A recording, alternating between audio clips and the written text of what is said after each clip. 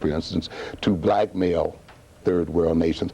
But beside that, how is it used in the communications network so that nations and African nations, for instance, and other nations of the world would be flooded by English-oriented programs, European-oriented programs, again, maintaining the European position and educating our people in the European position. Is it any accident that no black man has gone to the moon, etc.? Certainly, I don't think it's an accident. Of course, I think it's just a further extension of keeping black people or non-white people out of very important programs as well. However, I think other than blacks getting into these programs, which I think is a laudable goal to a degree, of course, we may be about developing our own. I think this is one of our major problems in that we as people do not think about doing these kinds of things on our own. I'd like to see, say, those ships taking off from the continent of Africa run by Africans as such. But we as black people have to begin to imagine that being the case. And black men have helped to develop this country's space program. Definitely. The unfortunate part about it is we don't transfer a lot of the knowledge that we've gained from working with this country to our own people. And I think this is the crucial position of black men and black women in this country, is to transfer knowledge and information gained to our own African countries and our own people of color, the world over. For defensive purposes, as well as possibly for offensive ones, or for entering into other worlds as such. Okay, I want to... The other thing is, you see, I don't think it would be enough, for instance, for a black child merely to dream of being on the spaceship with white astronauts, or to dream of being a part of a program. For, to me, that helps to maintain the servant mentality that is too prevalent in the black community. We are just an extra, or we're taken along as an extra as such. I'm looking forward to black men being the masters of space, let us say, being in control of space, let us say. So it won't be enough to just ride along and be along. We must have our own space program. We must explore our moons and the other sides of the world, because it is only out of mastery and the desire for mastery and what may be a very bad word, the desire for power, that mental growth takes place, you see. To opt for equality, as we've done too much, does not put enough of emphasis on mastery of ourselves and our destiny and so forth. You said in a previous conversation that there's a difference when you see a child who's going to school to master something, as opposed to become a master, that is, as opposed to becoming a servant. What is the difference in the child? The major difference is on how he interacts with the information that is being developed in the classroom, and how he perceives that information and how he's going to use that information. To a good extent, a person who's not headed for mastery, let us say, essentially is interested in learning what as against how, you see. And to a great extent, then, his approach to knowledge is passive. And he becomes more interested in memorizing and remembering what is told him. And he's learning more to take orders than he is to give orders, you see. And to a great extent, many of our so-called educated blacks, our very highly educated blacks, have still been educated in that mode. So you go to, and unfortunately, many of us go to school to get a job, for instance. We don't perceive it as a part of a massive effort to attain control and mastery of our situation, and ultimately to outdo the European. You see, one of the major problems we have as a people is, and one of the major functions, let us say, of Eurocentric psychology and sociology and history and so forth, has been to convince non-white people of the invincibility of white people, to convince us that the white man is not capable of being defeated, that he cannot assume his minority position in the world as he is. This being the case then, and it has made us then think, well, we have to accommodate him. We have to get along with him. No, he's going to, we have to live with them because they are in control and so forth. Well, that leads to a type of attitude toward learning that means that you are not going to try to outlearn him, outthink him, outmaneuver him, you see. So if you're going for mastery, you see, then the knowledge becomes very important, and you see it as a tool for advancing your own power interests in the world. If you're not going for mastery, you just see it as a means of being able to carry out efficiently the orders that are handed down. It also limits creativity, because if we are to defeat the European, if we are to master this earth and take back this earth from the European, then we must outthink the European. We must then be creative. That puts the learning emphasis on the how-ness, the how to think as such, and to the use of knowledge as a tool of mastery. So it's a very different kind of thing. Very different emphasis there. Let me ask you this, backflipping some. We talked earlier about the fact that in the 60s. Pardon me.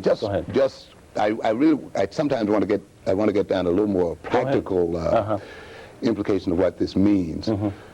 As a result, you see, of the control and the paternalism of Europeans over black people, you see, the other thing that we must recognize, even if the European becomes good and nice and accepts us and so forth, the fact that he would still be in control creates what we might call a benevolent paternalism, which still to a degree helps to maintain this passive mode of thinking, this passive mode of knowledge. Now, when you get into the classroom, you see a child then that wants to be told what the answers are instead of how the answer can be attained. For instance, sometimes in my class, I give an exam, and we're looking at the results of the exam. And the first question you would get sometimes is, well, what is the answer to so-and-so and so-and-so? And I had to say, look, you must find that answer yourself and dig it up.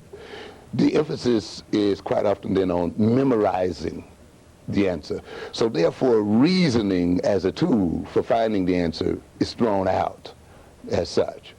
And the child then is handicapped in that if he has not memorized the answer, then he fails the exam because he either knows the answer or does not know the answer. You get what we call one-shot thinking. You say, I'll shoot and guess at the answer. Quite often, it gets into a kind of thinking that depends upon personal feelings.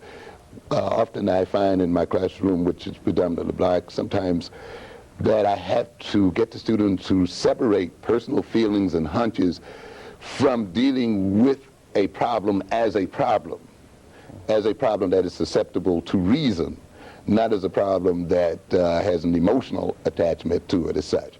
But you see, when you remove reason and sequential thinking and active attacking of a problem as the mode of approach, then the person is thrown back on memorizing, on guessing, on going with impulses, and on being unsystematic in their approach to knowledge, upon waiting for someone else to give the answer. So what you see quite often with the black child in the classroom is somewhat of a miniature reflection of the orientation of black adults to white people. For instance, to a great extent, black people look at Reagan as some kind of white daddy, and we see this kind of business, please, in a sense, Daddy Reagan, don't do this, or we're waiting for Daddy Kennedy to come back into the White House. And rarely do we hear a discussion about what are we as black adults going to do to solve our problem. You see, this is communicated to our children, and it's communicated in a way that they too wait for the answer. Blacks think that we've been misled by our leadership, for instance. They think that we can consume our way into equality. and sees equality as an equality of materials. So if I have the same car as a white person, if I have the same house as a white person, you know, a similar job, then I'm equal. But you cannot consume yourself into equality. You must produce yourself into equality, and you move into equality and beyond by productive thinking. Because as long as you're consuming knowledge or you're consuming materials, the guy who is giving it to you or selling it to you is producing at the same time, which means that you never catch up with him because he's always 2 or 3 steps ahead of you. To a good extent, many of our students go into schools, college as well as secondary levels, consuming, and their minds are not being developed to produce the true means by which they will accomplish equality. Everything else is sham. Just at a personal note, when I was going to school, okay, at an illustrious college in this area, I found many of the European philosophies, concepts, etc., to be totally irrelevant to my position in the world. But in my effort to come up with some kind of Afrocentric view, that I was stifled and, you know, received your C's and D's. And, how does a student, this is the question, how does a student who perceives that maybe Shakespeare, Milton, and these other people do not provide them with the crucial answers that they must find, how should they deal in this kind of environment? That's a pretty difficult question in the sense of the kind of control that's maintained in the environment. It sort of leads to what I might call sort of a subterfuge, where sometimes you have to produce, as the Bible verse says, give unto Caesar what Caesar's, and at the same time, though, develop your own. Meaning that the black student quite often is placed in the position of having to regurgitate to his instructors what it is they see as important, while at the same time, outside of that sphere, developing his or her own knowledge through his or her own self-instruction as such. The other facet related to that is, I don't know whether we should really depend upon the European-oriented university to provide us with our cultural education. This is not European I'm talking about. but many black institutions are European. Oh, okay, yeah, all right. Very European-oriented. Go ahead. As such. And the problem is, you have in many instances with the so-called many black professors is the fact that they essentially are representatives of the European point of view. And the only philosophies and orientation they too have learned have been those philosophies and orientation.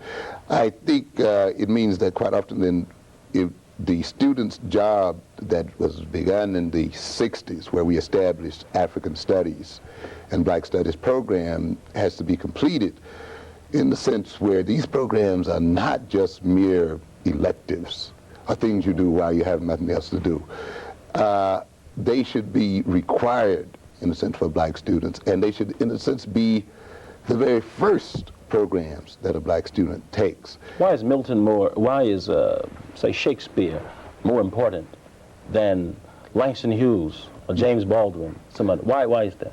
Because the Europeans perceive themselves as more important than non-white people, and it justifies their so-called superior position as such. It maintains and it helps to maintain the so-called unimportance of non-white people as such, and Hughes belonging to that category would not be permitted to be elevated there. It helps to maintain, of course, the power relationship as such, and to also build in values in the black student, to value what is not his as being more important, which then focuses his attentions and energies on what is European. In the sense, it helps to maintain what I call that hypnotized state as such. See, I don't see them as being valuable in the sense of teaching more providing more knowledge. I see them as a part of the mechanism for maintaining a system of controls, and which is maintained not so much by knowledge but by the refocusing of attention, the maintaining, and by the establishment and building in of values. It also reduces the revolutionary potential of black people, because you cannot revolt against a people whose values you share. And therefore, it makes the educated black, were he educated along Afrocentric lines and along philosophies that were very distinct and different from European philosophy, that would set him up then to actually then rebel against Eurocentric psychology and philosophy as such. But since he values that philosophy, the only thing that he can ultimately do is seek reformations to reform the systems, which is pretty much where black leadership has been set.